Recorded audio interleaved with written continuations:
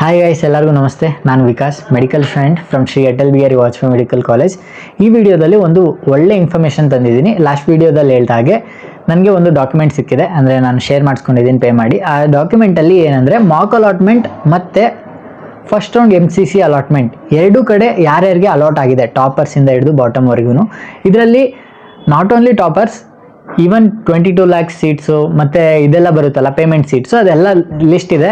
Total ಎಷ್ಟು ಜನದ allotment ಆಗಿದೆ ಅಂದರೆ 1879 ಜನದ ಅಲಾಟ್ಮೆಂಟ್ ಆಗಿದೆ. 1800 use amount, okay, use number. But ಇದರಲ್ಲಿ ಎಲ್ಲರೂ MCC ಥ್ರೂ ತಗೋತಾರ? ಇಲ್ಲ. ಏನಕ್ಕೆ ಅಂದರೆ ಇಲ್ಲಿ ಪೇಮೆಂಟ್ ಸೀಟ್ಸು ಇರೋದ್ರಿಂದ ಪೇಮೆಂಟ್ ಎಲ್ಲಿ ಕಮ್ಮಿ ಆಗುತ್ತೆ ಅಲ್ಲಿ ತಗೊಬಿಡ್ತಾರೆ. ಬಟ್ ಅದ್ರದ್ದೆಲ್ಲ ನಮಗೆ ಎಫೆಕ್ಟ್ ಆಗಲ್ಲ. ಮೇನ್ಲಿ ಎಫೆಕ್ಟ್ ಆಗೋದು ಟಾಪರ್ಸ್ ಏನು ಮಾಡ್ತಾರೆ ಅಂತ. ಟಾಪರ್ಸ್ಗಳು MCC ಥ್ರೂ ತಗೋತಾರ ಇಲ್ಲ KE ಥ್ರೂ ತಗೋತಾರ, ಅದು ಇಂಪಾರ್ಟೆಂಟ್. ಓಕೆ, ನಾವು ಯಾವಾಗ್ಲೂ MCC ಥ್ರೂನೇ ತಗೊಳ್ಳಿ ಅಂತ ಹೇಳೋದು. ಜಸ್ಟ್ ನಾನು ನಿಮಗೆ ಮೈಂಡ್ ಉಪಯೋಗಿಸಿ ಒಂದಷ್ಟು ಥಿಂಗ್ಸ್ಗಳು ತೋರಿಸ್ತೀನಿ, ಎಷ್ಟು ಜನ ತಗೊಳ್ತಾರೆ ಅಂತ. ಓಕೆ, ತಗೊಳ್ಳಿ ಅಂತ ರಿಕ್ವೆಸ್ಟ್ ಮಾಡದೇ ಇರೋ ತಗೊಳ್ಳೋರು ಎಷ್ಟು ಜನ ಇದ್ದಾರೆ ಅಂತ ನಾನು ನಿಮ್ಗೆ ತೋರಿಸ್ತೀನಿ. ಓಕೆ, ಒಂದು ಇನ್ಫಾರ್ಮೇಷನ್ ಹೇಳ್ಬಿಡ್ತೀನಿ. ನಾನು ಈ ವರ್ಷ ಎಷ್ಟು ಕಟ್ ಆಫ್ ಸೆಕೆಂಡ್ ರೌಂಡ್ಗೆ ವೇರಿಯೇಷನ್ ಆಗುತ್ತೆ ಅಂತ ಒಂದು ಇನ್ಫಾರ್ಮೇಷನ್ ಕೊಟ್ಟಿದ್ದೆ ಅಲ್ವಾ. ಎಷ್ಟು ವೇರಿಯೇಷನ್ ಆಗುತ್ತೆ? 8,000 ಹೇಳಿದೆ ಜನರಲ್ ಮೆರಿಟ್ಗೆ. ಈಗ 93 ಇದೆ. ದಟ್ ಮೀನ್ಸ್ 1 lakh ಹೋಗುತ್ತೆ ಕಟ್ ಆಫ್ ವೇರಿಯೇಷನ್ ಅಂತ ಹೇಳಿದೆ. ಅಂದರೆ 8,000 ವೇರಿಯೇಷನ್ ಆಗಂಥದ್ದು. 8,000 ವೇರಿಯೇಷನ್ ಆಗಬೇಕಂದ್ರೆ ಎಷ್ಟು ಜನ ಎಕ್ಸಿಟ್ ಆಗಬೇಕು? ಇದ್ರ ಬಗ್ಗೆ ಯೋಚನೆ ಮಾಡಿದ್ದೀರಾ? ಯೋಚನೆ ಮಾಡಿಲ್ಲ ಅಂದರೆ ಹೇಳ್ತೀನಿ, ಕೇಳಿಸ್ಕೊಳ್ಳಿ. 8,000 ಡಿಫ್ರೆನ್ಸ್ ಕ್ರಿಯೇಟ್ ಆಗಬೇಕಂದ್ರೆ 100 ಜನ ಜನರಲ್ ಮೆರಿಟ್ ಸ್ಟೂಡೆಂಟ್ಸು ಎಕ್ಸಿಟ್ ಆಗಬೇಕು MCC ಥ್ರೂ. ಓಕೆ, ಅಂದರೆ 100 ಜನ ಇಲ್ಲಿಂದ ಎಕ್ಸಿಟ್ ಆದರು ಅಂದರೆ 100 ಸೀಟ್ಸ್ಗಳು ಲಾಸ್ಟಲ್ಲಿ ಉಳ್ಕೊಂಡಾಗ 100 ಸೀಟ್ನ ಸ್ಕಿಪ್ ಮಾಡಿದ್ರೆ, ಇಲ್ಲಿ ನೋಡಿ ಮಾಡ್ತಿದ್ದೀನಿ, 100 ಸೀಟ್ನ ಸ್ಕಿಪ್ ಮಾಡೋಗಿದ್ರೆ 8,000 ಡಿಫ್ರೆನ್ಸ್ ಕ್ರಿಯೇಟ್ ಆಗುತ್ತೆ. ಓಕೆ, 100 ಜನ ಎಕ್ಸಿಟ್ ಆಗಬೇಕು MCCಯಿಂದ ಅಲ್ವಾ.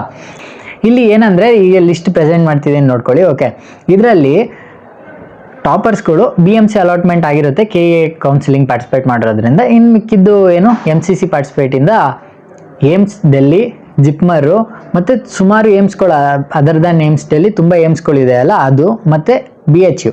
ಓಕೆ, ಇದೆಲ್ಲ ಕಾಲೇಜ್ಗಳನ್ನ ಅಲಾಟ್ಮೆಂಟ್ ತಗೊಂಡಿರ್ತಾರೆ. ಓಕೆ, ಎಷ್ಟು ಜನ ಇದ್ದಾರೆ? ತುಂಬ ಜನ ಇದ್ದಾರೆ ಟಾಪರ್ಸ್ಗಳು. ಮೇಯ್ನ್ಲಿ ಈಗ ನಾನು ನಿಮಗೆ ಒಂದಷ್ಟು ಅರ್ಥ ಆಗೋವಂಥ ಥಿಂಗ್ಸ್ಗಳು. ಓಕೆ, ಏನಂದರೆ ಈಗ ಎಷ್ಟು ಜನ ಇಲ್ಲಿ ಟಾಪರ್ಸ್ಗಳು KE ಕೌನ್ಸಿಲಿಂಗ್ನ ಸುಮ್ಮನೆ just for name sake participate ಮಾಡಿರ್ತಾರೆ ಅಂತ. ಯಾಕೆ ಜಸ್ಟ್ ನೇಮ್ ಸೇಕ್ ಅಂತ ಹೇಳ್ತಿದ್ದೀನಿ ಅಂದರೆ ಅವ್ರ ಮೇನ್ ಕಾನ್ಸಂಟ್ರೇಷನ್ನೇ ಇರೋದು ಏಮ್ಸ್, ಜಿಪ್ಮರ್ ಮತ್ತು BHU, ಇದೇ ಮೇನ್ ಕಾನ್ಸಂಟ್ರೇಷನ್ ಇರುತ್ತೆ. ಬಟ್ ಜಸ್ಟ್ ಇರಲಿ ಒಂದು ಸೇಫ್ಟಿಗೆ ಅಂತ ಹೇಳಿ KE ಕೌನ್ಸಿಲಿಂಗ್ ಪಾರ್ಟಿಸಿಪೇಟ್ ಮಾಡಿರ್ತಾರೆ. ಅವ್ರು ಎಷ್ಟು ಜನ ಇದ್ದಾರೆ ಅಂತ ಕೇಳಿದ್ರೆ, ಇಲ್ಲಿ ಕೆಳಗಡೆ ಬಂದರೆ 2,000 ರ್ಯಾಂಕ್ ಇದೆ ಗೊತ್ತಾ, all India rank 2,000. Okay, 2,102.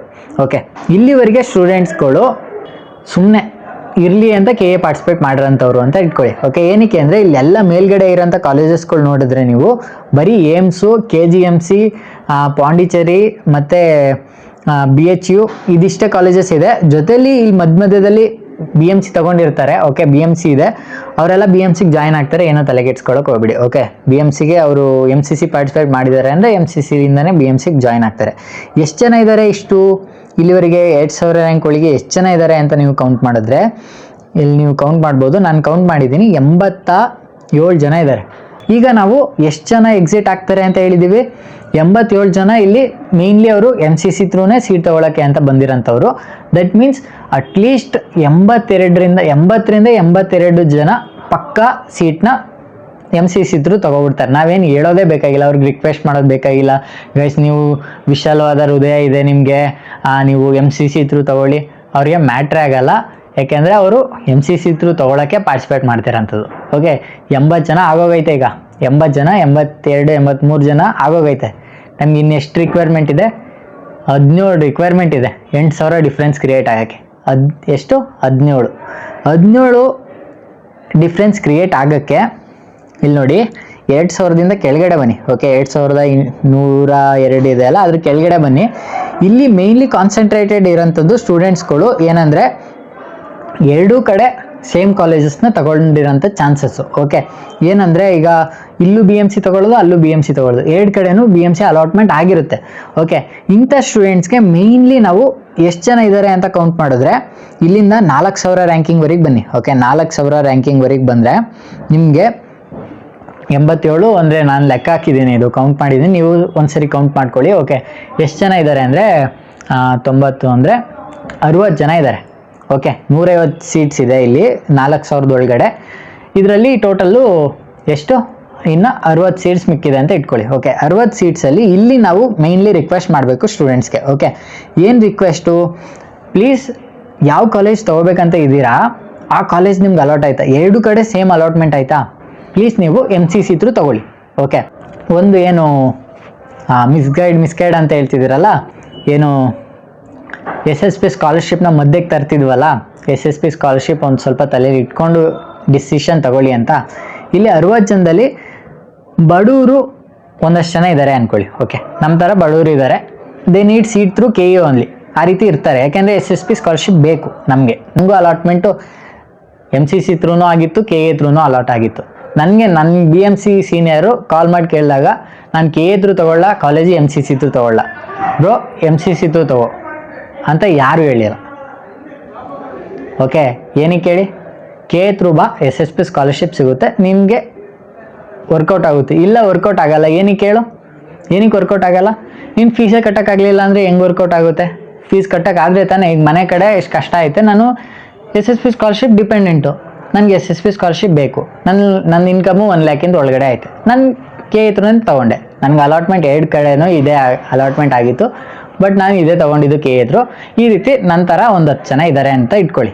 Okay, 10 ಜನ ಇರ್ತಾರೆ, ಅವರು KE ಥ್ರೂನೇ ತೊಗೋಬೇಕು, ನಾವೇನು ಆರ್ಡ್ರ್ ಮಾಡೋಕ್ಕಾಗಲ್ಲ. ಯಾಕೆಂದರೆ ಕರ್ಮ ಬಿಲೀವ್ ಮಾಡ್ತೀವಿ, ಕೇಳಿಸ್ಕೊಳ್ಳಿ, ಕರ್ಮ ಅನ್ನೋದು ತುಂಬ ಇಂಪಾರ್ಟೆಂಟ್. ಯಾಕೆಂದರೆ ಈಗ ನಾನು ಬ್ರೋ ನೀವು ಬಿಟ್ಬಿಡಿ ಸ್ಕಾಲರ್ಶಿಪ್ನ, ನೀನು MCC ಥ್ರೂ ತಗೋ ಅಂತ ಹೇಳಿದ್ರೆ ಅವನು ಇನ್ನು 4 ವರ್ಷ ಇವನ್ ಮಾತು ಕೇಳಿ ನಾನು MCC ಥ್ರೂ ತೊಗೊಂಡೆ, ಈಗ ಸ್ಕಾಲರ್ಶಿಪ್ ಬರ್ತಿಲ್ಲ. ಈ ಕರ್ಮ ಏನಿದೆ ಇದು ನನಗೆ ಭಾರಿ ಕಾಡುತ್ತೆ. ಓಕೆ, ಇದು ನನ್ನ ಕೆಟ್ಟದಾಗೆ ಆಗುತ್ತೆ ಇದರಲ್ಲಿ. ಓಕೆ, ಅದೇ ಬಾರ್ಡಲ್ಲಿ ಯಾರೋ ಒಬ್ರು ಇರ್ತಾರೆ ಅಂದ್ಕೊಳ್ಳಿ, ಒಂದು 5 ಜನ ಉಳ್ಕೊಂಡಿದ್ದಾರೆ ಅಂದ್ಕೊಳ್ಳಿ, 5 ಜನ. ಓಕೆ, ಈಗ 8,000 ಆಗೋಗುತ್ತೆ, 8,000 ಡಿಫ್ರೆನ್ಸ್ ಬರುತ್ತೆ. ಅದ್ರ ಮೇಲೆ ಯಾರು ಅತಿ ಆಸೆಯಿಂದ ಪಡ್ಕೊಂಡು ಕಾಯ್ತಿರ್ತಾರಲ್ಲ, MCCಯಿಂದ ಜಾಯ್ನ್ ಆದರೆ ನನಗೆ ಬರಲಿ, ಕಾಲೇಜ್ ಸಿಗಲಿ ಅಂತ ಕಾಯ್ತಿರ್ತಾರಲ್ಲ, ಅವ್ರಿಗೆ ಹೇಳ್ತೀನಿ ಕೇಳಿಸ್ಕೊಳ್ಳಿ, ಮಿಸ್ಸಾಗಿ ಕಾಲೇಜ್ ಸಿಗಲಿಲ್ಲ ಅಂದ್ರೂ ಡ್ರಾಪ್ ಇಯರ್ ಹೋಗಿ ಒಳ್ಳೆ ಕಾಲೇಜ್ ತೊಗೊಳ್ಳಿ. ಯಾವುದೇ ಕಾರಣಕ್ಕೂ ಅಟ್ಲೀಸ್ಟ್ ಯಾವುದೋ GR ಮೆಡಿಕಲ್ ಕಾಲೇಜ್ ಸಿಗ್ತಿದೆ ಅದೇ ಸಾಕು ನನಗೆ, ಈ ರೀತಿ ಥಿಂಕ್ ಮಾಡ್ಕೊಂಡು ಕೂತಿದ್ರೆ ಕಾಲೇಜ್ಗೆ ಹೋಗ್ಬಿಟ್ಟು ರಿಗ್ರೆಟ್ ಮಾಡ್ತೀರಾ, ಕೇಳಿಸ್ಕೊಳ್ಳಿ. ಓಕೆ, ಮತ್ತು ಏನಕ್ಕೆ ಇಷ್ಟೊಂದು ಕಮರ್ಷಿಯಲಿ ಯೋಚನೆ ಮಾಡ್ತೀಯಾ ಅಂತ ತುಂಬ ಜನ ಕೇಳ್ತಾರೆ, ದುಡ್ಡು ಏನಕ್ಕೆ ಯೋಚನೆ ಮಾಡ್ತೀಯಾ ಅಂತ. ದುಡ್ಡು ರೀತಿ ಯೋಚನೆ ಮಾಡಿದ್ದಿದ್ರೆ, ದುಡ್ಗೋಸ್ಕರ ಯೋಚನೆ ಮಾಡಿದ್ದಿದ್ರೆ ನಾನು ವೀಡಿಯೋಸೇ ಮಾಡ್ತಿರಲ್ಲ, ಬರೆದಿಟ್ಕೊಳ್ಳಿ, ವೀಡಿಯೋಸ್ ಮಾಡ್ತಿರಲ್ಲ. ನಾನು ಪೇಯ್ಡ್ ಕೌನ್ಸಿಲಿಂಗ್ ಸ್ಟೂಡೆಂಟ್ಸ್ನ ಮೇಂಟೈನ್ ಮಾಡ್ತಿದ್ದೀನಿ, ನೆನಪಿದೆಯಾ? ಪೇಯ್ಡ್ ಕೌನ್ಸಿಲಿಂಗ್ ಸ್ಟೂಡೆಂಟ್ಸ್ನ ಮೇಂಟೈನ್ ಮಾಡ್ತಿದ್ದೀನಿ, ನಮ್ಮ ಸೀನಿಯರಲ್ಲೂ ಮೇಂಟೈನ್ ಮಾಡ್ತಿದ್ದೀನಿ ಸ್ಟೂಡೆಂಟ್ಸ್ ಗೈಡೆನ್ಸು. ಓಕೆ, ಅದು ಕಮರ್ಷಿಯಲಿ ಯೋಚನೆ ಮಾಡಿ ಮಾಡ್ತಿರೋಂಥದ್ದು. ಅದ್ರ ಜೊತೆಗೆ ವೀಡಿಯೋಸ್ ಮಾಡ್ತಿರೋದು ಎಲ್ಲರಿಗೂ ಹೆಲ್ಪ್ ಆಗಲಿ ಅಂತ. ಓಕೆ, ಇದನ್ನ ಫಸ್ಟು ನೆನ್ಪಿಟ್ಕೊ. ಯಾರೇ ಒಬ್ಬ ಕಮೆಂಟ್ ಮಾಡೋಕ್ಕೂ ಮೊದಲು ಪ್ಲೀಸ್ ಒಂದು ಸ್ವಲ್ಪ ತಲೆ ಉಪಯೋಗಿಸಿ ಕಮೆಂಟ್ ಮಾಡಿ. ಓಕೆ, ಮತ್ತು ಎಷ್ಟೇ ಎಕ್ಸ್ಪೀರಿಯನ್ಸ್ ಅನ್ನೋದು ಆಗಿರಲಿ, ಕೌನ್ಸಿಲಿಂಗ್ ಮಾಡಿಸ್ತಿರಲಿ ತುಂಬ ವರ್ಷದಿಂದ, ಆನ್ ಸ್ಪಾಟ್ ಅಲ್ಲಿ ಆನ್ ಫೀಲ್ಡ್ ಏನು ಎಕ್ಸ್ಪೀರಿಯನ್ಸ್ ಇರುತ್ತೆ ಅದು ಯಾರಿಗೂ ಗೊತ್ತಾಗಲ್ಲ. ಈಗ SSP ಸ್ಕಾಲರ್ಶಿಪ್ ಬಗ್ಗೆ ತುಂಬ ಜನ ಹೇಳ್ಬಿಡ್ಬೋದು, SSP ಸ್ಕಾಲರ್ಶಿಪ್ ಎಲ್ಲರಿಗೂ ಬರುತ್ತೆ, ನೀನು ಹಿಂಗೆ ಹೇಳ್ಬಿಡ್ತೀಯಾ ಅಂತ. SSP ಸ್ಕಾಲರ್ಶಿಪ್ ಅಪ್ಲೈ ಮಾಡಿದ್ಯಾ ನೀನು ಫಸ್ಟು ಮಾತಾಡೋಕ್ಕೂ ಮೊದಲು? ಓಕೆ, ಅಪ್ಲೈ ನಾನು ಮಾಡಿದ್ದೀನಿ, ಅದರಲ್ಲಿ ಹೆಂಗೆ ಅಪ್ಲೈ ಮಾಡೋದು ಅಂತ ಗೊತ್ತು. ಓಕೆ, ಅದರಲ್ಲಿ ಏನೇನೆಲ್ಲ ಪ್ರಾಬ್ಲಮ್ ಆಗ್ತದೆ MCCಯಿಂದ ಕಾಲೇಜ್ ತೊಗೊಂಡ್ರೆ ಅಂತಲೂ ಗೊತ್ತು, ಅದು ಎಕ್ಸ್ಪ್ಲೈನು ಸಹ ಮಾಡಿದ್ದೀನಿ. ಫಸ್ಟ್ ಅದು ತಿಳ್ಕೊಳ್ಳಿ. ಸ್ಕಾಲರ್ಶಿಪ್ ಬರಲಿಲ್ಲ ಅಂದರೆ ಅವನು ಎಷ್ಟು ಕೆಟ್ಟದ್ದು ಬಯಸ್ತಾನೆ, ಇವನು ಈ ಸೀನಿಯರಿಂದ ನಾನು ಇದು ತೊಗೊಂಡೆ ಈಗ ಹಿಂಗಾಗ್ತೈತೆ ಅಂತ, ಅದು ತುಂಬ ಬ್ಯಾಡ್ ಇರುತ್ತೆ.